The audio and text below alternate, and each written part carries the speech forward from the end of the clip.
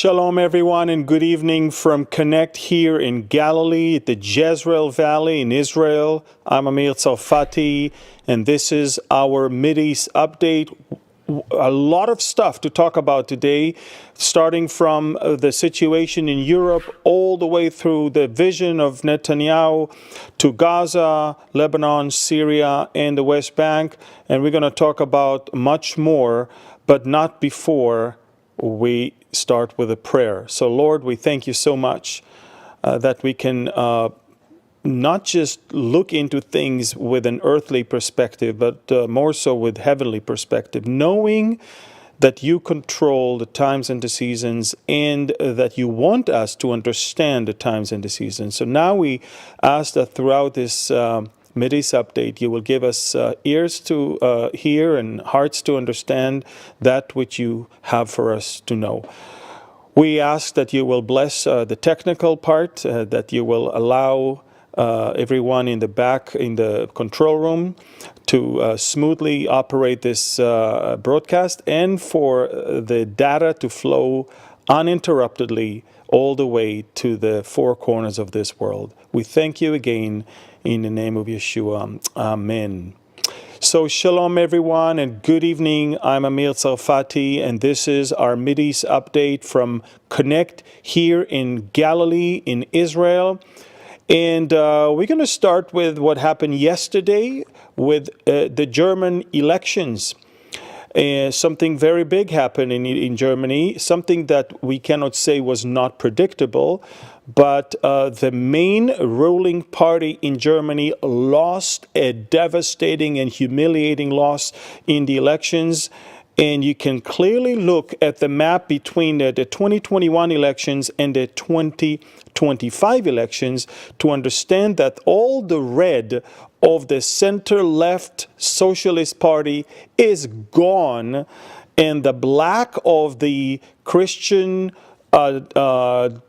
Democratic Union took over almost everything that the left used to be. However, pay attention to the blue, which is the Alternative für Deutschland, the alternative for Germany, which is known as more right-wing.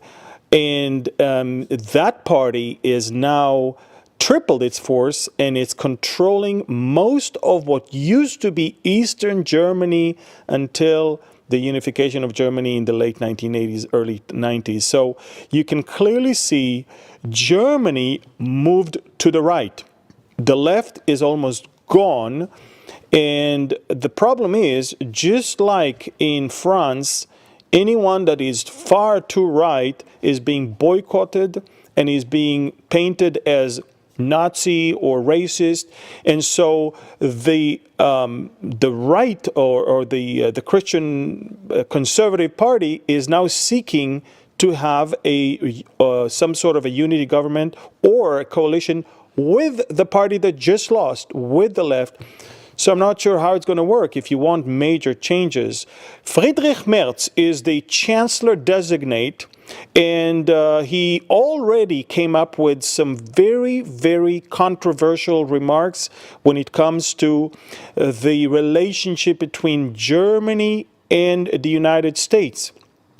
Friedrich Merz just said yesterday, hours after the election results were already declared, that he's seeking more independence from America, and even more so astonished the world, where he said that there might be a great need for an alternative for NATO, some sort of an independent European alliance without America as the main player in it. I mean, biblically, if you really think about it, I believe the Antichrist will rise from Western Europe, and all it needs is for the right moment for America to go down, so then Western Europe will rise as an alternative to rule and control, and this is where it's going to happen. So it's very interesting to see that. But how did we get to the point where Germany and Europe in a whole moved all the way to the right? I mean, everything is capsulated in one photo from last year, and take a look at it. This is from last year in Germany, where basically represents the whole picture of what's going on in that continent. What you're looking at is a policeman, German policeman, subdues a German protester that was attacked by a Muslim militant. And while the protester is being subdued by the German policeman, the Islamist came all the way with a knife and stabbed the policeman and eventually killed him. So you understand that basically those that come against radical Islam that infiltrated into Europe are the ones that the government goes after, and the radical Muslims, without any sign of regret or anything else, are going after that. In fact, look at what went on in Austria a couple weeks ago when another Muslim immigrant went in one of the cities in Austria and stabbed to death a 14-year-old. And then look at his smile when he was already arrested by the Austrian police. He smiled because he knew one thing: Europe is weak. He's going to probably walk away with another decision of the European courts that are corrupt and weak. And this is exactly why radical Islam is lifting its head all across Western Europe. The place that absorbed them, the place that gave them hope and food and shelter and a lot more, is being attacked by these very people. It's not the only one. I mean, a week and a half ago in Munich, during the opening hours of the Munich Security Conference, a 2-year-old girl and her mom have died in a ramming attack that was performed by an Afghan asylum seeker. And this guy also smiled to the camera. This guy was a bodybuilder. He went to a gym where he was radicalized. And this is exactly what happened. This is why the German police is becoming tougher and tougher, by the way. And from what we understand, now it's not anymore that you are illegally gathering. You can actually just say something that is now no longer allowed, and you will be already arrested. But the problem is that the freedom of speech in Germany, for the most part, is not directed against the Muslim radicals, but it's directed against those that are standing against them. And this is exactly, and by the way, terror attacks were also in France, terror attacks were also in Belgium. You can see I posted all of them on my Telegram channel. You can see that it's a matter of almost daily thing all across Europe. And this is why J.D. Vance, the Vice President of the United States, in his speech before European leaders in the Munich conference, he said the following thing. He said, basically, your biggest problem is not the immigration from the outside. Your biggest problem is the fact that you're turning against your own people and you're silencing them. And then he said, just as we survived Greta Thunberg, so too will Europe survive Elon Musk. In other words, don't try to silence him. Just as the right and the conservatives are okay with the stupidity that is exhibited by a mentally a challenged girl that knows nothing about nothing, and yet she's becoming the goddess and the saint of the left, just as we can handle that, I think that the left should be able to handle the truth spoken by people with common sense. And when the German politicians are threatening to arrest people just because they believe that they insulted them, that's it. You can already see where it's going. So, Vance told the Europeans right to their face, you are the problem. The problem is in the leadership that silenced the common sense people and is enabling those radical Muslims to do what they do. And this is why the people speak in the ballot boxes, and Europe indeed is moving to the right. But do you think it stops the leaders from saying nonsense? No.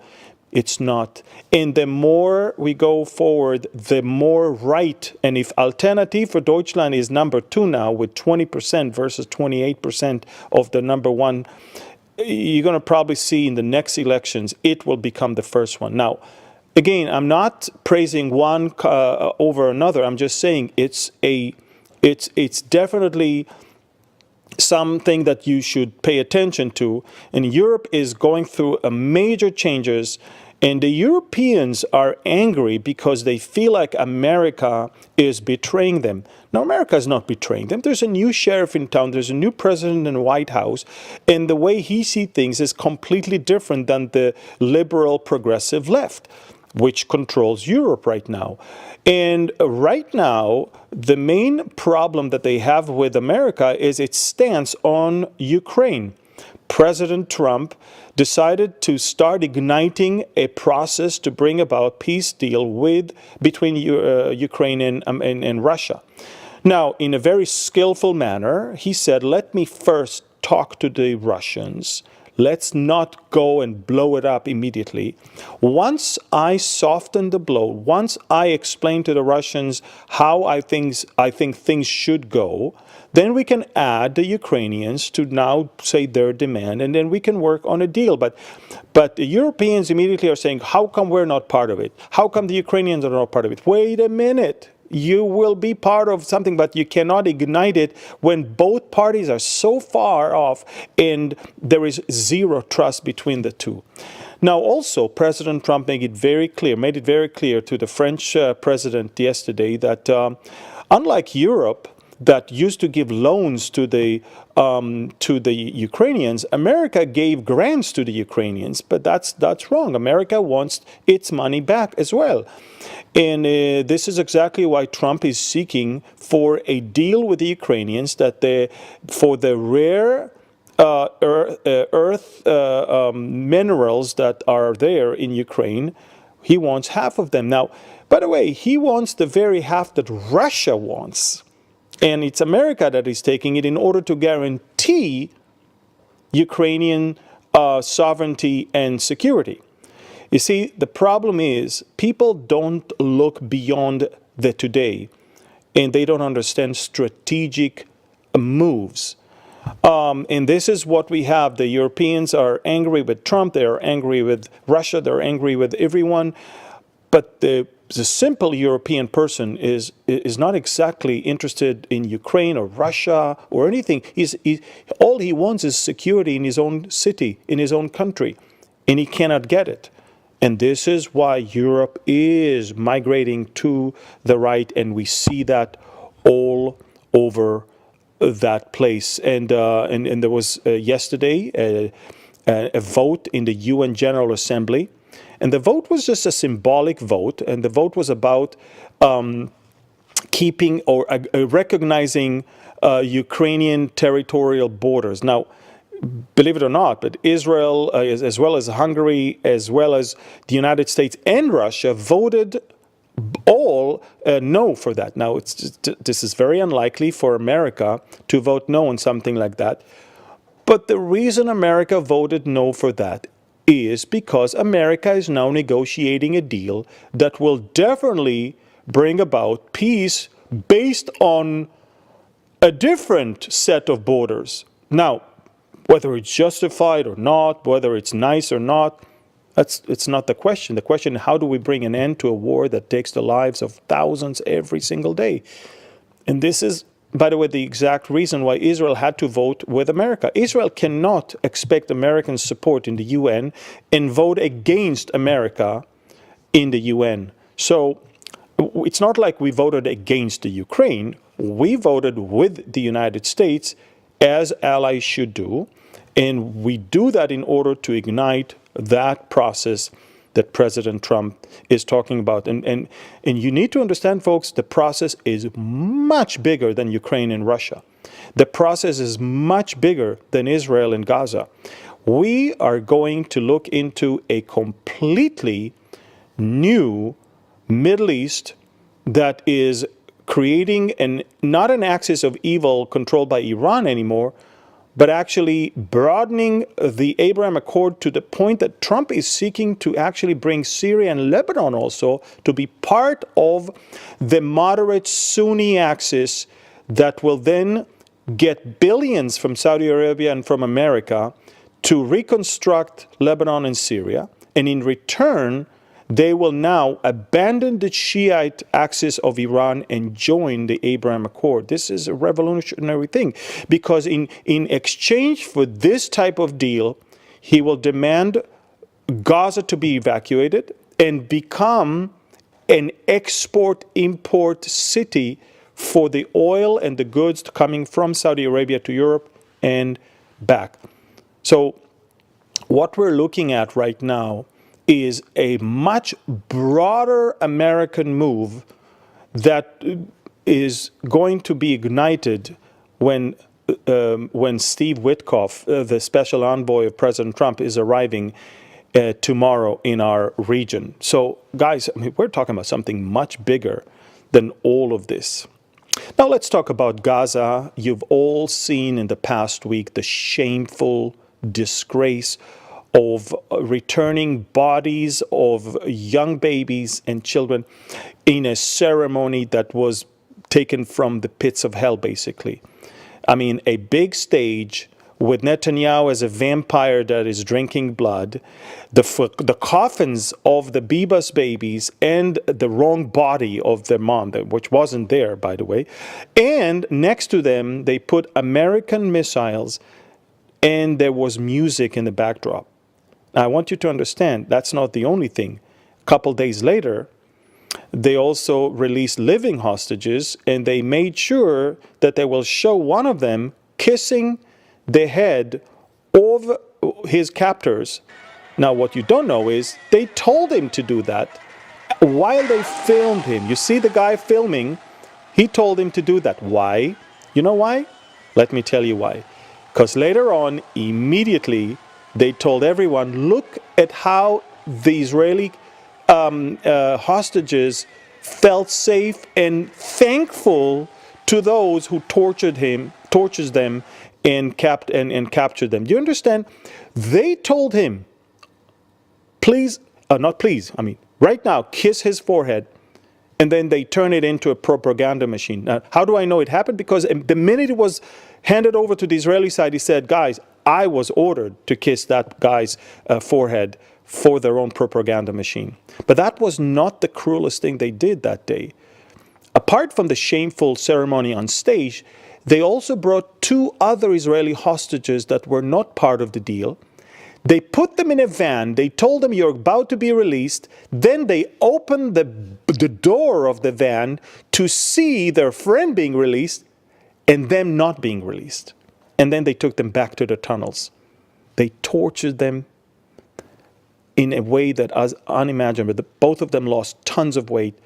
They looked terrible on camera. And they begged on camera to be released. All of that is a terror thing. Now, I'm going to say a few words about the Bibas children that we've obviously received their bodies and their mom. So as you can see, while I talk about them, you can clearly see how amazing children they were. This is a 9-month-old and a 2-year-old that were basically taken with their frightened mom, as you can clearly see, Ariel and Kfir Bibas. And I want you to know, folks, what these monsters did is unimaginable. They wanted to tell the world that the kids were basically killed by the Israeli airstrike. But little do they know that forensic examinations nowadays can clearly see exactly how a person died. We can tell you how a person died 10 years ago, how much more a year and a half ago. And from what we examined, both of them were killed a week after October 7th, and they were killed by their captors by being strangled with bare hands. They strangled them. And then in order to kind of cover up what they did, they took rocks. I don't think they left a single bone in those babies intact. And they wanted to show it as if a bomb hit the building and killed everyone. But what they don't understand is we know exactly what it looks like when somebody is under the rubble. And that this is not what it looks like. Even the Gazans themselves should understand that every time they showed babies pulled out of the rubble, the babies were intact. In this case, it wasn't so. It was a deliberate, man-made, complete mutilation of the two bodies there in ways that even the doctors that have seen all this October 7th bodies and the horrific things that were done to them, even those doctors, the heads of the National Forensic Medicine Institute, they were shocked. It was horrific. That the same thing they did to the mother, by the way.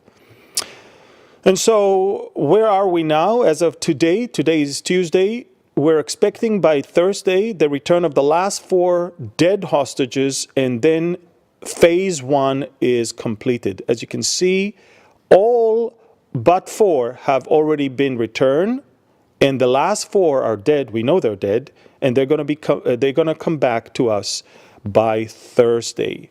This will complete phase 1. Now, let me explain the difference between phase 1 and phase 2. Phase 1 is just about, like almost like an auction. Give us these people and we'll give you that in return. And it was all about, allow our people to move up north in Gaza, but we will release your hostages in return for that many terrorists released from prison per hostage. So it was easier to achieve that. Now, how come we never really reached that point 6 months ago or 8 months ago? Very simple. Hamas never wanted a two-phase deal. Hamas wanted, in return to the exchange, complete cessation of war, end of the war, all Israeli soldiers out of Gaza. And the amazing thing is, once Hamas realized Iran is defeated and Trump won the elections, Hamas realized, well, we better take whatever we can right now. And so they agreed for the 2 phases, and therefore, phase 1 is now about to be completed, and thankfully, we received as many living hostages as we can back in our hands, and unfortunately also 8 dead ones. And again, the information about the death of the Bibas family already reached at the end of October of 2023. This is why nobody insisted on their release in November of 23, because November was supposed to be only living hostages, and we already knew then that they were probably dead. And that's why they were also not included in the first release of this round, because we wanted to release first living hostages. That is why. Now, how many hostages are left for phase 2? 59 of them are left, as you can clearly see. And not all of them, 24 of them we know that they're alive. The rest of them are in black and white, as you can see here. We believe, based on information that we received, based on eyewitnesses, and based on forensic information that we have collected from places we've been to in Gaza, we believe that apart from the 24, the rest are all dead. And even the 24, we're no longer sure all 24 are alive. It might be so that a couple of them are already dead as well. So currently in Gaza, anything between 22 to 24 living hostages are still there. Now, why is it so hard to move to phase 2? Because Hamas wants the end of the war, the end of every Israeli presence in the entire Gaza Strip, but Hamas wants to stay in power. Hamas wants to stay with its weapon, and Hamas also wants international guarantees, namely UN, US, EU, Russian, Chinese, guarantees that Israel will never resume war after that. In other words, if Israel decides after it gets all the hostages to resume the war, we are going to be sanctioned by the United Nations, by the US, by the EU, I'm not sure you understand, but this is nothing we can afford right now at this point.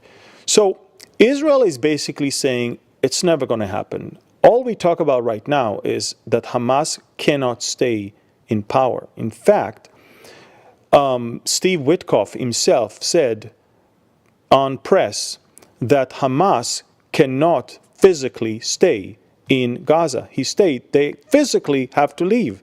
They cannot stay. He said the following thing: to bring an end to the war, Hamas will have to physically leave the Gaza Strip. That's an important thing, you understand. We're not going to allow them to stay. Whether armed or disarmed, they have to leave. That is why Musa Abu Marzouk, one of the spokesmen and the leaders of Hamas, said to the New York Times yesterday or 2 days ago, if I'm not mistaken, he said, I wouldn't have backed October 7th if I had known outcome for Gaza. By the way, after he said that, immediately he was attacked by other Hamas people. In other words, Hamas inside, between themselves, are now fighting over this whole thing, and simply because they realize they brought upon themselves destruction.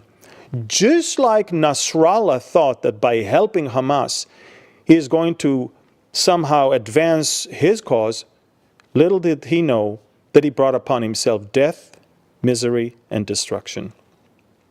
And so, as far as Gaza is concerned, Trump plan is the only plan on the table right now. Let me add another thing that you may not know. Egypt and Qatar insist that Hamas will stay, while Saudi Arabia and the United Arab Emirates insist that Hamas will leave. Because they're saying, we're not going to give a dime to Gaza if Hamas is still there. So you understand that even an Arab United Front is not there to back up any alternative plan other than Trump's plan itself. So it's very important that you understand that, and that you understand that the Gaza evacuation is going to serve a greater plan for a greater Middle East peace deal, for an expansion of the Abraham Accord, where Gaza will become a major hub operated by U.S. and Saudi private companies that will basically build there a port for export of oil and goods from Saudi Arabia to Europe, and that will reduce all the dependence on the Persian Gulf as well as the Suez Canal, and will basically take the sting away from the Houthis and their threat to ships that are traveling around. And it will revive this amazing plan that Netanyahu already talked about 3 years ago and 2 years ago in the United Nations, where there will be a trade route, both with trains and trucks and oil pipes that will go all the way from India through Saudi Arabia, all the way to Jordan and Israel to Europe. So great things are on the table, much greater, much bigger, much more spectacular than just that. Now, we're moving now to Judea and Samaria, that place known in the Bible as the mountains of Israel, a place where there's a big population of Palestinians and cities and villages, a place from where we had a miraculous thing taking place a few days ago. I don't know if you know that, but last week, a major terror attack was averted. And it's not because we were so smart, it's because they were so stupid. Basically, from the city of Tulkarem, a big squad of terrorists came out in order to explode 15 Israeli public buses.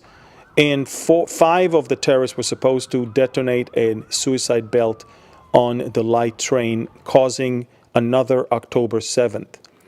Now, what I'm trying to explain, folks, is that these devices are things that we believe came all the way, this explosive and devices, it's something that must have come all the way from Iran, via Iraq, via Syria, all the way via Jordan to the West Bank, and from there smuggled into, let me show you the map. That we do have a map that shows how the smuggling has been done. Take a look at this. From Iran,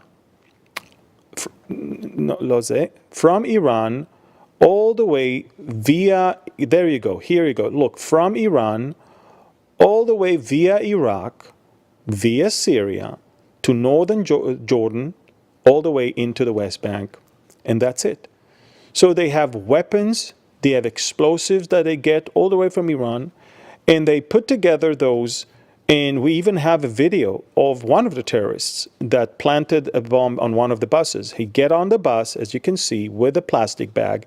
First, he wants to put it in one seat. Then he moves to another seat. You can see the bus is driving, by the way.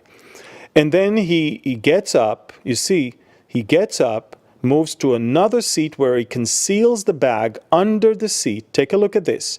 He's taking the bag, moving to a seat in the back where it's probably going to be right above the fuel tank to obviously enhance the explosion. Take a look. He's talking to the driver, and then he goes all the way back. Look, you can tell he's nervous, huh? All the way back, puts the plastic bag all the way there underneath the seat. There you go. He tucks it in above the fuel tank. And now he gets off the bus. He tells the driver, stop the bus. I need to get off. And he gets off the bus without the bag, ladies and gentlemen. And it has been done. Now, there's a gag order. They don't want to frighten the Israeli public. But I can tell you, 15 buses were supposed to explode. Only 3 exploded because, you know why? It was an analog watch that they confused AM and PM. It exploded 9 p.m. the night before instead of 9 a.m. the day after. Those 3 caused all the Israeli Secret Service and police to say, well, what's going on here? All public transportation in Israel came to a halt. And buses were searched all across Israel. And this is how we found many more buses. And also we captured some of the members of the terror squads that were supposed to detonate themselves. And if that's not enough, we believe that the grand plan was to actually divert the attention of the Israeli emergency services, and then have another raid from Samaria on Jewish towns and villages, take and kill and massacre and even kidnap Israelis there. So that may explain to you why Israel decided to operate in a greater scale in Judea and Samaria, in northern Samaria. We have a map of where exactly we operate. It's northern Samaria for the most part, as you can clearly see. Look at the map that goes all the way in Judea and Samaria, and the highlighted area in blue is where we're operating right now. You can clearly see these are the West Bank refugee camps. They're no longer refugees, and these are no camps. This is part of the ugly cities they live in. And this is where the terrorists operate from. And let me tell you something.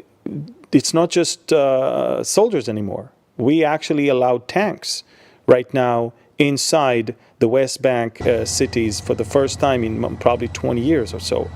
And things will even go worse than that. I mean, we already evacuated 40,000 people from their homes in that area. As you can see, the defense minister said 40,000 Palestinians have so far evacuated from Jenin, Tulkarem, and Nur Shams refugee camps, and they are now empty of residents. UNRWA activities in those camps have also been suspended. Ladies and gentlemen, we are cracking down on terrorism in the West Bank as well. And let me tell you that after we averted the terror attack, one of the cabinet ministers, Eli Cohen, former defense minister, the former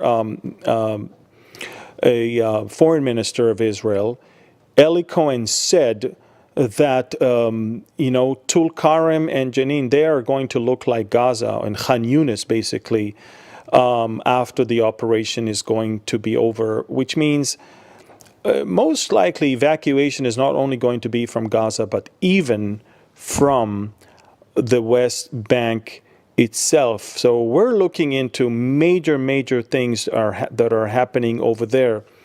And if that's not enough, Netanyahu just declared that Israel, although pulled out of some of the areas in southern Lebanon, but we're still controlling 5 positions within southern Lebanon, and we will not leave those places. This is the map of where we control in southern Lebanon. And not only that we control them, we allow ourselves to continue and attack Lebanese or Hezbollah assets.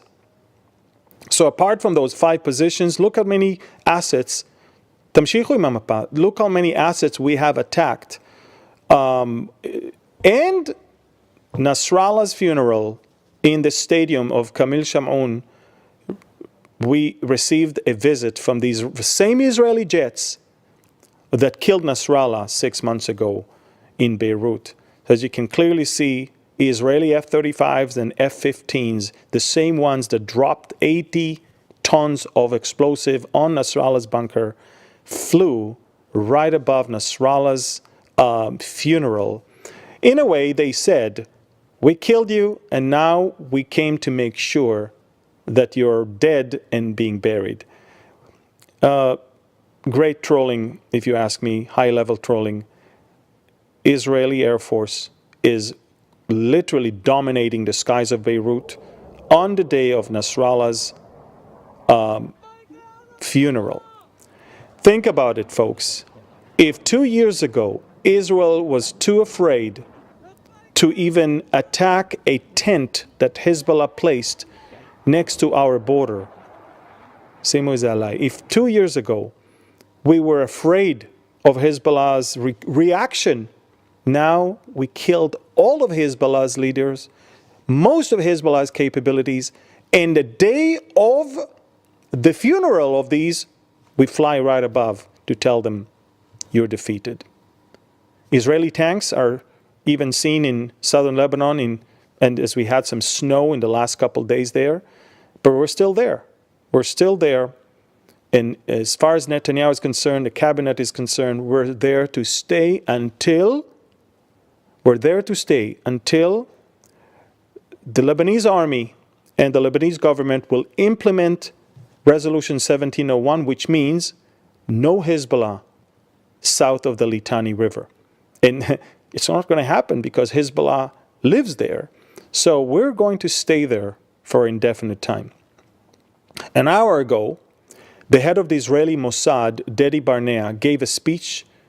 And in that speech, he said something quite phenomenal. He basically said, Netanyahu was right, and Defense Minister Gallant, the ex-minister Gallant, lied to you. He said, the right timing to operate the pagers was when we did it. We should have not done that before. We had to have done that because that was the optimal time to do it. In fact, I posted it on Telegram, but I would love to read to you. He said, the Pagers operation is a clear example of the realization of our mission and expresses familiarity with the enemy. The operation expresses the turning point in the war in the north and the 10 days in which the tide turned against our enemy. And that the first shipment to Lebanon containing only 500 pagers arrived a few weeks before the October 7 massacre. And during the war, we shipped much more. The activation of both operations, the pagers and the walkie-talkies, at the beginning of the war would not have resulted in the powerful achievement that we achieved at the time of its activation. At the time that the pager operation was activated, 10 times more pagers were detonated than we had at the beginning of the war, and twice as many walkie-talkies were detonated. And then he said something phenomenal. He said, the amount of explosives in all radios and pagers combined did not exceed the amount of explosive found even in one standard landmine. Do you understand? Less than explosive in one landmine managed to turn the tides, shift the tides, and destroy Hezbollah or mark the beginning of the destruction of Hezbollah, which is quite an amazing thing. Let's move to Syria right now. Netanyahu's vision for Syria was detailed in a speech that he gave yesterday at the ceremony or graduation ceremony of new Israeli IDF officers. Basically, Netanyahu declared that all of southern Syria must be demilitarized, and the HTC, the Hayat Tahrir al-Sham, the former terrorist organization that is now becoming the ruling power in Syria, cannot have armed presence south of Damascus. So Israel is building 7 to 9 different positions in the buffer zone. In other words, Israel is building new positions. And if that's not enough, folks, Israel or Netanyahu, that's the area where we said it should be clear of any military presence. And look at the clusters in the north and in the south. These are the Druze. And Netanyahu said the Druze should be protected and should not be attacked. We want to make sure it happens. And immediately after Netanyahu said that, Druze from that region came up and made that video. Take a look at this one. نحن مجموعة قوات النبي شعيب نعلن انضمامنا لصفوف المجلس العسكري في السويداء وجاهزين لتنفيذ أي مهمة لحماية أرضنا وعرضنا من أي خطر نتعرض له والله ولي التوفيق. That's, by the way, that's the Druze flag. The Druze is a small minority. In Israel, we have 100,000 of them. We have them in the Golan, in Upper Galilee, and on Mount Carmel. Wonderful people. And in Syria, there are Druze. In Lebanon, there are Druze. They're very loyal to the governments that they live under. But in this case, the Sunnis that took over from the Shiites, they're not friends of the Druze. And the Druze seek an opportunity right now to have their own security in their own hands and guaranteeing, or at least, relying on Israel to make sure that nobody will attack them. And Israel, of course, is sending also a signal to the Druze in Lebanon. We will also defend you if you will not allow Hezbollah to operate from southern Lebanon. So it's a message that is being sent. By the way, for the long run, Israel also might allow the Druze people from Syria to even enter the Golan Heights in Israel and work there, similar to what we did with southern Lebanon in the 1980s and 90s when we controlled it and we allowed people from southern Lebanon to work in Israel to provide them jobs and also livelihood. So we'll see what happens, but I know one thing. We're not in October 7th. Israel right now is in a completely different place. Take a look at this map of how Israel, after the war, is securing all of its fronts, saying, we're here to stay to ensure our safety. In Gaza, the Philadelphia corridor and the security perimeter. In the West Bank, we are controlling all the area of terrorism. In southern Lebanon, and also in Syria. Israeli presence is everywhere in our enemy's territory, not in our territory, in order to make sure they do not attack us again. Folks, we did not start this war. We did not want this war. They attacked, and now they're paying for it. You cannot, out of the blue, one morning, start attacking a sovereign country and expect us to go about as if it's okay. Now, we call the shots. We set the terms. We decide who is going to be where to make sure it's not going to happen again. And the last thing, before I move, I just want to tell you folks, it's super important. The world is full of chaos, and Satan is working extra hours to deceive people when it comes to Israel, and mostly for the right of Israelis to live in their country. And this is exactly why God put on my heart to put a small little booklet called The Israel Decree. It's a small booklet, 5 chapters, but with everything you need to know about God's given right to Israel over the land. Something you can give to students, family members, anyone who have a lot of questions about this topic that the enemy has completely brainwashed it. This is, it's less than a cup of coffee. It's less than $6, I think. And please order it. Please get as many copies as you can and give it to as many people as you can. This will change their understanding of the situation. It's impactful and it's important. And it will help us a lot to send the right, truthful message on why are we here, who brought us back here, and what plan does he have for us here. The last topic I want to talk about today is the fact that the media is not talking about the real genocide and the real famines and the real tragedies that are happening in so many places around the world. And in particularly right now in Africa, Christians are being butchered, and there are no rallies in the streets of London or New York or in Germany or in France. No one cares about it. Unfortunately, I cannot put here the videos that I have. I uploaded some on Telegram because Telegram is an independent platform where I can put whatever I want. Here on YouTube and Facebook, I cannot do that. They will immediately strike and remove the video. But horrific things are happening there in the last few days. In the Democratic Republic of Congo, DRC, they found yesterday or 2 days ago 70 Christians that were beheaded. They were found inside a church in the DRC. Christians in DRC have again been left reeling after a heinous act of violence. And these are done by Muslim militants that are affiliated with ISIS of Africa. ISIS is not only in the Asian Arabia Peninsula, but also working in Africa and other places.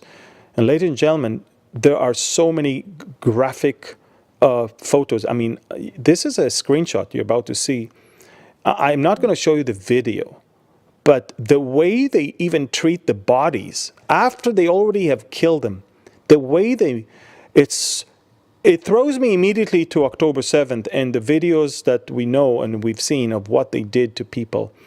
And it's tragic. And this is not the only thing. Look, it's going on. It's been like that for years now, and nobody talks about it. The Vatican News last year said that over 50,000 Christians killed in Nigeria by Islamic extremists. And this is just, we're talking about numbers that are not even updated. This is another one. 62,000 Nigerian Christians murdered since 2000. By the way, there's more that are killed in Malaysia and Indonesia, and there are other places all around the world. I will even give you a shocking statement that in the 20th century, more Christians were massacred than in the 20 centuries combined before. And the 21st century doesn't look that promising at all. And those fake nation, the Palestinians, they took all the spotlight with their fake genocide and their fake famine.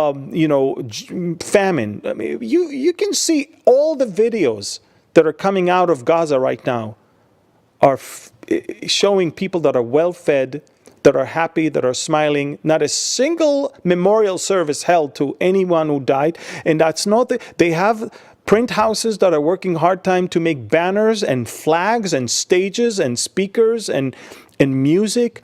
They have food bloggers that are already sending videos out of food bloggers. Schools resume study. Guys, they fooled you. They fooled all of us. I mean, I never bought it, but the world did. And there's still useful idiots marching in the streets of Stockholm, Sweden, in Oslo, Norway, in Amsterdam, as well as in Berlin, in other places, chanting for people that fool the world. And you see, the biggest tragedy is not that they fool the world, but they took the attention from the places where there is a real genocide and there is a real famine. And that's the tragic thing. These Christians in Africa and in Asia, they should be the first ones to come and say to the Palestinians, not only that you faked all of these things, but look what you did.